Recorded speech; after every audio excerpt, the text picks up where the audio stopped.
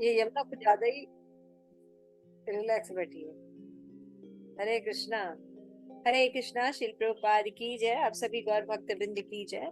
तो हम पढ़ रहे हैं शिल प्रभुपाद की बहुत ही सुंदर बुक ईशो उपनिषद, जो कि ईशो उपनिषद जो कि बहुत ही सुंदर बुक है। और इसमें हम देखेंगे कि किस तरह से, क्योंकि अभी तक आप लोगों ने उपनिषद नहीं पढ़े हैं, राइट? तो उसमें अभी क्या पढ़े हैं आपने? ऐसे ग्रंथ पढ़े हैं जिसमें कि भगवान का वर्णन या उनके गुणों का वर्णन या उनके धाम का या भक्तों का वर्णन होता है। तो क्या होता है? डायरेक्ट होता है ना? कृष्णा लिखा होता है समथिंग। लेकिन उपनिषद में ये नहीं बताते कि भगवान का नाम नहीं बताते एज ए कृष्णा। उनको परम सत्य के रूप में डिफाइन करते हैं, फिर उनकी अलग अलग क्वालिटीज बताते हैं, तत्व के बारे में बताते हैं, क्योंकि उनको ये पता होता है कि Krishna is the supreme personality of godhead. तो ये इंटेलेक्चुअल लोगों का उपनिषद होता है, जो बहुत इंटेलेक्चुअल ब्राह्मणास होते हैं वो पढ़ते हैं। तो श्री प्रभुपाद ने हमें ईश उपनिषद भी दिया है, और ये फर्स्ट उपनिषद है और बहुत ही सुंदर है, जिसमें कि हम भगवान के बारे में और अच्छे से डिटेल में तत्वतः जान सकते हैं। तो इंट्रोडक्शन हमने कंप्लीट कर लिया था। उसके बाद हमने इवोकेशन किया था, राइट? मंत्र ओम पूर्णमदा पूर्णमिदं पूर्णात् पूर्णमुदच्यते पूर्णस्य पूर्णमादाय पूर्णमेवावशिष्यते। तो ये जो हमारी ईश स्तुति है पहली, इसमें हमने देखा था कि भगवान जो होते हैं वो परिपूर्ण है ना? और भगवान अगर पूर्ण है तो उनसे जितनी भी चीजें उत्पन्न होती हैं, जितनी भी उनकी शक्तियां हैं, वो भी क्या है? पूर्ण रहती। जैसे कि ये दृश्य जगत, ये दृश्य जगत भी पूर्ण है ना? वो चूंकि वे संपूर्ण है और उनसे सभी इकाइयां जो निकलती है वो भी पूर्ण रहते हैं, लेकिन उद्बुद्ध होने पर भी वो फिर स्वयं भी पूर्ण बने रहते। समझ में आ गया? तो ये इस मंत्र का हमने देखा था, इसको कंप्लीट किया था। श्री प्रभुपाद ने काफी अच्छे समझाया था, और हमने ये देखा था लास्ट में कि जीव अपूर्णता का अनुभव क्यों करता है। जीव अपूर्णता का अनुभव तब करता है जब वो पूर्ण से जुड़ा नहीं होता, उसका संबंध ज्ञान उसको परम सत्य से नहीं होता, तब तक जीव जो है अपूर्णता का अनुभव करता है।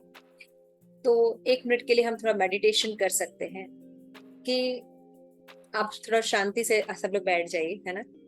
बैठ के थोड़ा सा मेडिटेशन कीजिए, थोड़ा सीधे बैठिए, है ना? और थोड़ा सा मेडिटेशन करके देखिए कि आपके जीवन में आप जहां जहां अपूर्णता या इनकम्प्लीट अपने आप को महसूस कर रहे हैं, वहां वहां आपको अपने आप को भगवान से कनेक्ट करना है, उन रिश्तों के साथ, उन सिचुएशन के साथ जहां आपको अपूर्णता का एहसास हो रहा है, जहां शिकायतें हैं, जहां बहुत सी बातें हैं, है ना? इनकम्प्लीट आप जहां जहां जिन जिन क्षेत्रों में फील कर रहे हैं, फ्रेंड्स में, स्कूल में, कॉलेज में, मदर्स के साथ, रिलेशन में, हस्बैंड के साथ, प्रेमी के साथ, है ना? टीचर्स के साथ, फ्रेंड के साथ, जिन किसी किसी के भी साथ हमको जहां जहां इनकम्प्लीट फील हो रहा है, घर में, है ना, भाई बहन के साथ, कहीं पर भी, जहां अपने शरीर के साथ, कुछ भी, तो शरीर और शरीर से संबंधित जहां कहीं भी इस जगत में आपको इनकम्प्लीटनेस फील हो रही है, वो क्षेत्र थोड़ा देखिए, और उन क्षेत्र में देखिए कि आप भगवान कृष्ण से कनेक्टेड नहीं है, इसलिए वहां पे हमें इनकम्प्लीटनेस फील हो रही है। अगर हम उन क्षेत्रों में भगवान से अपने आप को कनेक्ट कर लेते हैं, भगवान का हाथ देखने लगते हैं कि ये सिचुएशन हमें क्यों दी गई है, तो हम भगवत सेवा की ओर उन्मुख हो जाएंगे, और उस सिचुएशन का जो प्रभाव है हमारे ऊपर उतना इफेक्टेड नहीं रहेगा। फॉरगिव करेंगे और हम आगे चले जाएंगे। थोड़ा सा मेडिटेट कीजिए अपने अपने लाइफ के बारे में, आंख बंद करके 2 मिनट के लिए। आप लोग देखिए कहाँ कहाँ आपको इनकम्प्लीटनेस फील होती है, किन रिलेशन, कहाँ पे। है ना। उस जगह आप भगवान को, शिव भगवान के नॉलेज को रखिए और अपने आप से क्वेश्चन पूछिए कि ये चीज या ये परिस्थिति हमारे जीवन में क्यों आई, इसके पीछे भगवान हमें क्या सिखाना चाहते या कौन सी सेवा में लगाना चाहते। ये सोचकर आप चीजों को फॉरगिव करिए और आगे बढ़िए भक्ति। ठीक है, इसको हम बाद में भी मेडिटेट कर सकते हैं, ठीक है ना, कभी आपको ऐसा फील कर सकते हैं। तो जैसे मैंने देखा था कि बताया था कि कई आचार्यज हैं, उन्होंने भी अपनी अपनी कमेंट्री लिखी है। तो जो भक्ति विनोद ठाकुर हैं, उन्होंने इस श्लोका पे कमेंट्री लिखी और उन्होंने बोला है कि the unmanifested Brahma is perfect, the manifested Brahma is perfect. व्यक्त जो भगवान ब्रह्म है वो भी पूर्ण है और उनसे जो अव्यक्त निकलता है वो भी पूर्ण है ना। From the unmanifest Brahma appear the manifest Brahma as various अवतार। भगवान क्या है? अवतारी है और भगवान से बहुत सी चीजें निकलती हैं, तो वो भगवान से बहुत से अवतार निकलते हैं ना, एक्सपेंशन करते हैं भगवान। तो भगवान पूर्ण है एज अ कृष्ण और उनके जो एक्सपेंशन अवतारी हैं, अवतार्स हैं, वो भी क्या है? पूर्ण है। वो भी क्या है? पूर्ण है। When the manifested form emerge from the unmanifested Brahm, the unmanifested Brahm remains. भगवान से सारे अवतार निकलते हैं, वो पूर्ण रहते हैं, लेकिन फिर भी भगवान अपने आप में पूर्ण रहते हैं। इसका मतलब भक्ति विनोद ठाकुर ने ऐसे एक्सप्लेन किया। समझ में आ रहा है कि भगवान से कई अवतार मैनिफेस्ट होते हैं, निकलते हैं, अब वो अवतार भी पूर्ण होते हैं, लेकिन भगवान रिमेन भी रह जाते हैं पूर्ण। ये नहीं कि भगवान जो है वो बढ़ जाते हैं, जैसा कि मटेरियल हमारा कंसेप्शन है।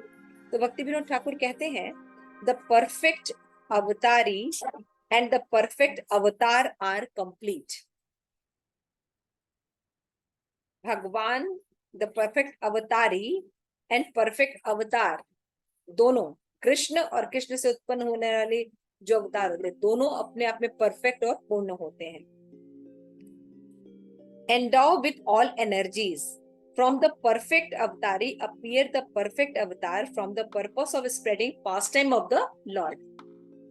है ना, जैसे भगवान विष्णु के रूप में एक्सपेंड करते हैं और भी एक्सपेंशन करते हैं, तो वो किस लिए एक्सपेंशन करते हैं? कि भगवान कृष्ण की लीलाओं में सहयोग प्रदान कर सके। समझ में आ गया?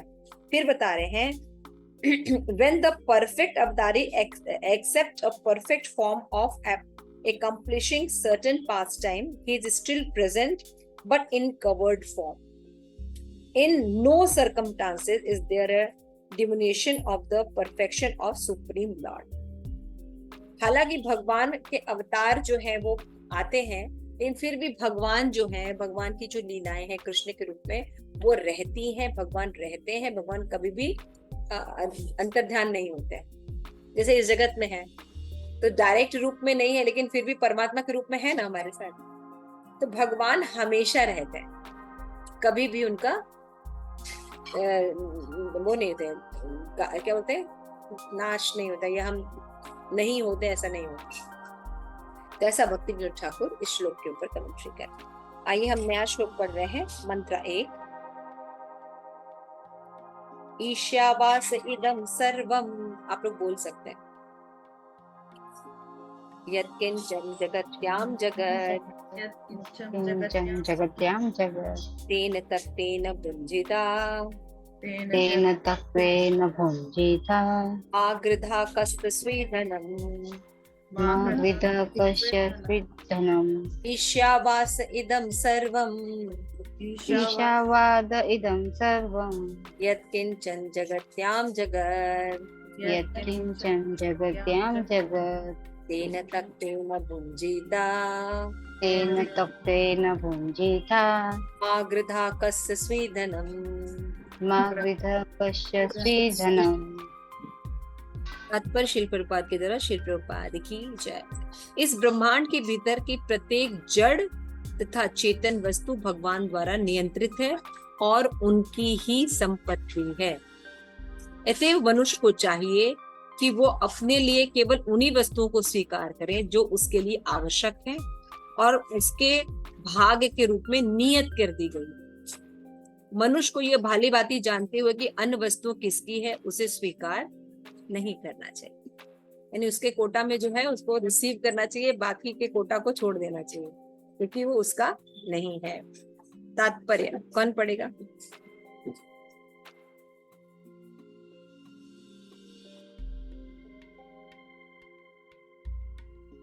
के पास हिंदी बुक है? मैं पढ़ू माता जी? यस, पद्मा माता जी पढ़े। तात्पर्य शिल प्रभुपाद के द्वारा वैदिक ज्ञान अमोघ है क्योंकि यह साक्षात भगवान से आरंभ होने वाले गुरु शिष्य की पूर्ण परंपरा से होकर आगे चलता है। क्योंकि वैदिक ज्ञान का पहला शब्द भगवान द्वारा उच्चारित हुआ था, अतः इस ज्ञान का स्रोत दिव्य है। भगवान द्वारा उच्चारित शब्द अपौरुषीय कहलाते हैं, जो इस बात का संकेत है कि यह शब्द किसी सांसारिक पुरुष द्वारा नहीं कहे गए। भौतिक संसार में रहने वाले जीव में 4 दोष होते हैं। पहला, वह निश्चित रूप से त्रुटि करता है। दूसरा, वह मोहग्रस्त होता है। तीसरा, उसमें दूसरों को धोखा देने की प्रवृत्ति पाई जाती है। तथा चौथा, उसकी इंद्रिया अपूर्ण है। इन 4 अपूर्णताओं से युक्त मनुष्य पूर्ण ज्ञान की जानकारी नहीं दे सकता। वेद ऐसे अपूर्ण प्राणी द्वारा तैयार नहीं हुए थे। वैदिक ज्ञान सर्वप्रथम भगवान द्वारा आदि जीव ब्रह्मा के हृदय में प्रदान किया गया और ब्रह्मा ने इस ज्ञान को आगे अपने पुत्र तथा शिष्यों में प्रसारित किया, जो इस ज्ञान को अनादिकाल से हस्तांतरित करते चले आ रहे हैं। क्योंकि भगवान पूर्ण सब प्रकार से पूर्ण है, अतएव उन पर भौतिक प्रकृति के नियम लागू नहीं होने की संभावना नहीं है, क्योंकि वे उनके नियंत्रण में रहते हैं। लेकिन जीव तथा जड़ पदार्थ प्रकृति के नियमों द्वारा और अनियमित रूप से भगवान की शक्ति द्वारा नियंत्रित होते हैं। यह ईशोपनिषद यजुर्वेद का अंश है। फलस्वरूप इसमें इस ब्रह्मांड में स्थित समस्त वस्तुओं के स्वामित्व के विषय में जानकारी मिलती है। इस ब्रह्मांड के प्रत्येक वस्तु भगवान के स्वामित्व की पुष्टि भगवत गीता के 7वें अध्याय में हुई है, जिसमें परा तथा अपरा प्रकृति की विवेचना हो गई है। 7.45 प्रकृति के सभी तत्व पृथ्वी, अग्नि, जल, वायु, आकाश, मन, बुद्धि तथा अहंकार भगवान की अपरा अर्थात भौतिक प्रकृति से संबंधित है, जबकि जीव अर्थात चेतन शक्ति परा प्रकृति है। ये दोनों ही प्रकृतियां या शक्तियां भगवान से उद्भूत है। अतः वो गत्वा जो कुछ विद्यमान है उस सब के नियंता भगवान ही है। ब्रह्मांड में ऐसी कोई वस्तु नहीं जिसका संबंध परा या अपरा प्रकृति से न हो, इसीलिए प्रत्येक वस्तु उसके परम पुरुष की संपत्ति है। पढ़ो आगे माता। हरे कृष्ण। नहीं याद, तो यहाँ पे देखेंगे, हम समझने की कोशिश करेंगे। तो श्री प्रभुपाद ये क्या बता रहे हैं इस श्लोक में? क्या बता रहे हैं हम लोग? ईशावास इदम सर्वम। ईशावास मतलब ईश माने भगवान, आवास यानी नियंत्रित होता है, इदम का मतलब होता है यह, है ना। सर्वम यानी समस्त, यत किंचन जो भी, जगत्यान यानी ब्रह्मांड के भीतर, जगत यानी जड़ या चेतन सब, तेन यानी उनके द्वारा, त्वक्तेन यानी पृथक करके रखा हुआ है, भुंजिता तुम्हें स्वीकार करना चाहिए, है ना। माँ यानी नहीं, गृध यानी प्राप्त करने का प्रयास, कस स्वीद यानी अन्य किसी की, धनम यानी संपत्ति को। समझ में आ गया? तो भगवान बता रहे हैं कि सबसे पहला ईशावास इदम सर्वम, यत किंचन जगत्याम जगत, इस जगत में जड़ है या चेतन है ना, लिविंग है या नॉन लिविंग थिंग, मूविंग है अनमूविंग है, दोनों चीजें जो हैं वो किसकी प्रॉपर्टी है? भगवान की संपत्ति है, उनके नियंत्रण में रहती है, उन्होंने उसको बनाया है, मेंटेन किया है और पालन कर रहे हैं, है ना। देखिए यहाँ पे नाम नहीं बताया जा रहा है, आप देख रहे हैं यहाँ पे नाम नहीं बताया जा रहा है, लेकिन परम सत्य की क्वालिटीज बताई जा रही है ना। अतएव मनुष्य को चाहिए कि उन्हें केवल वस्तु को स्वीकार करे जो आवश्यक है, मनुष्य के लिए जितना आवश्यक है उतना स्वीकार करे और उन भागों को वो छोड़ दे, है ना। यानी भगवान ने उसका कोटा युक्त नीति के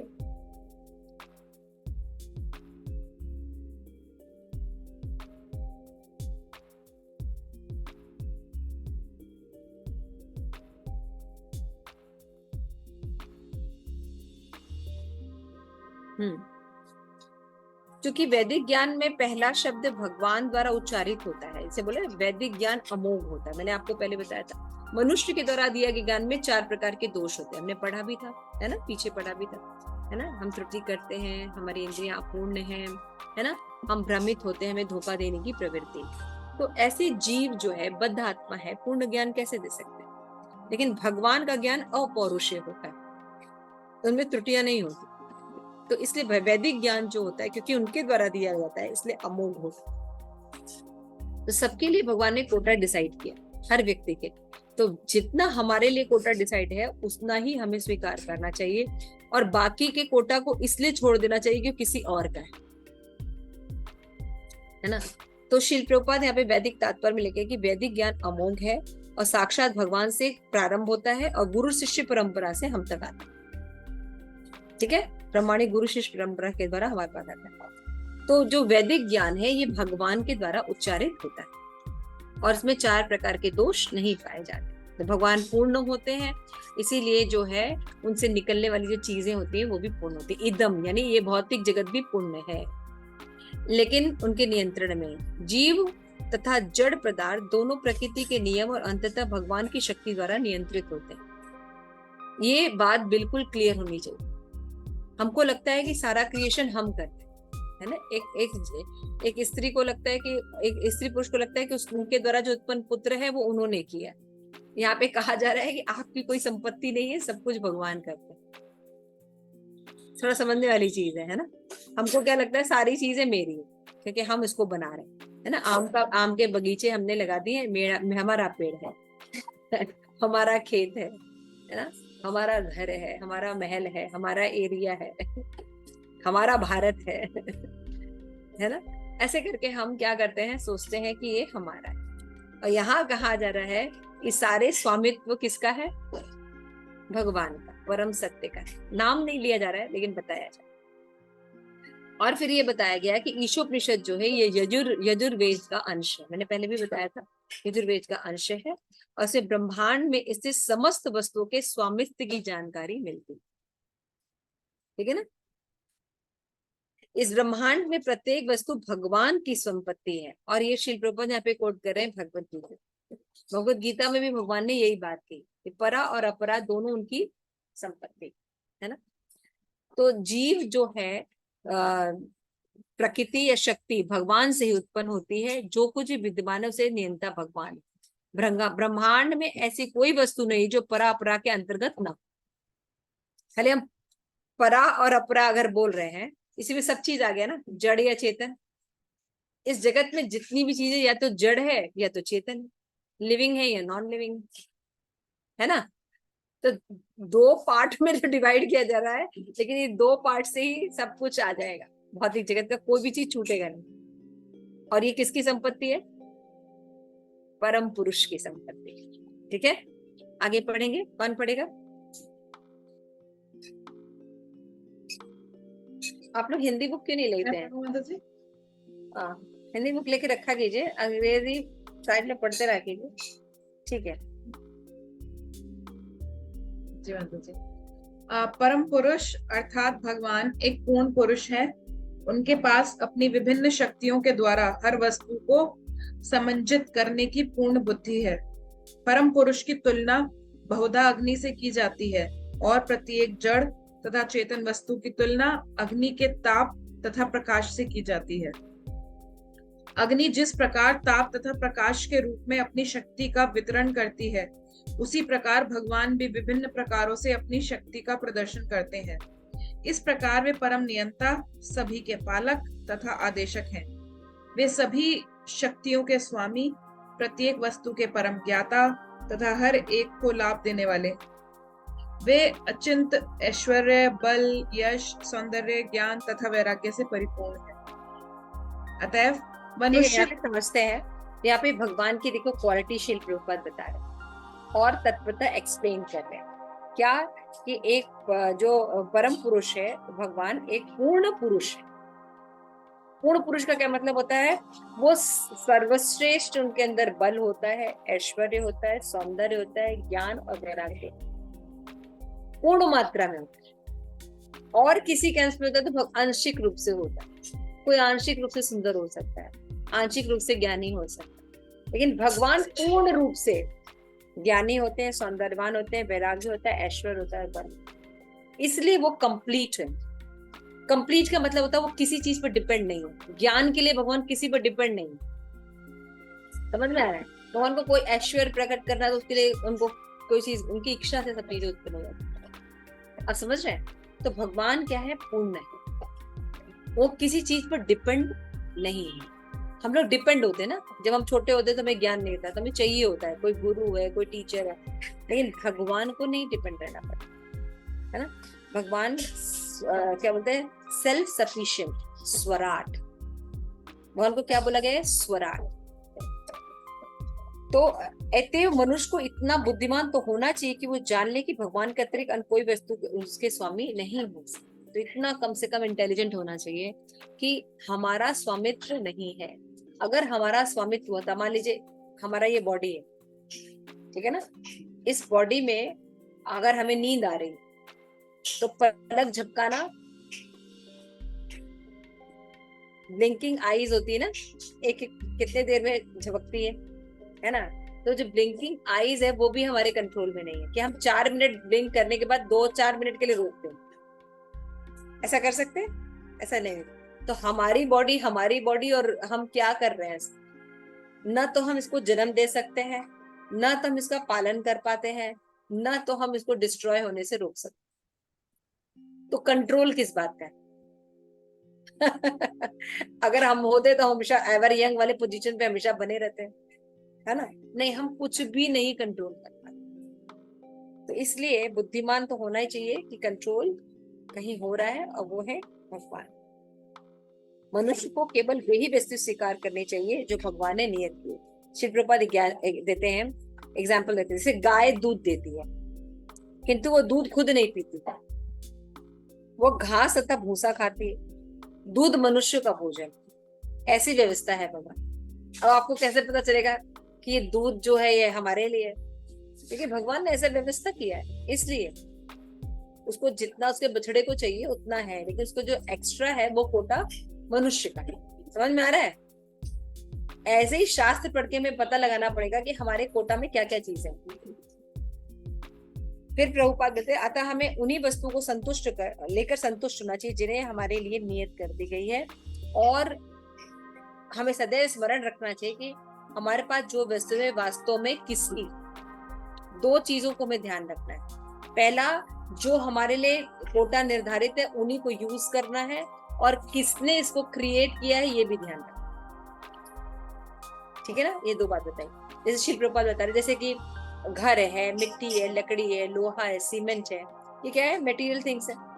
यदि हम ईश्वर प्रसाद का विचार करें तो हम सोच सकते हैं कि निर्मलात पदार्थ जो है किसी और को उत्पन्न नहीं कर रहे, इन्हें केवल इकट्ठा कर सकते हैं और अपने श्रम से विभिन्न प्रकार का रूप दे सकते हैं।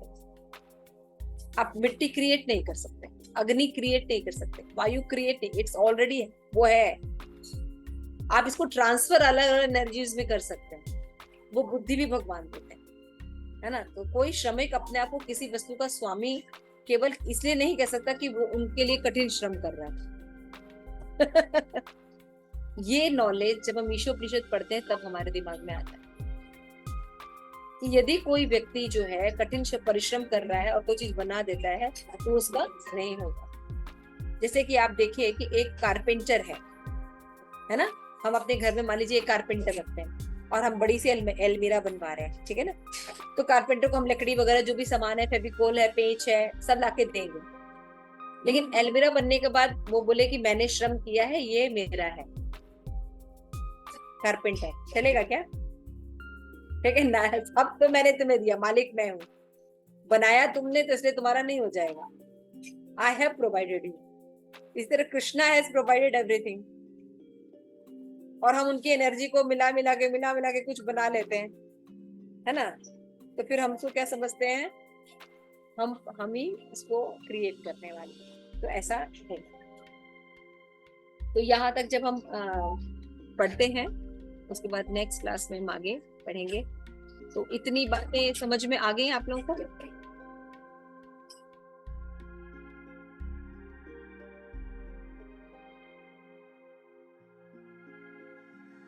हरे कृष्ण माता जी।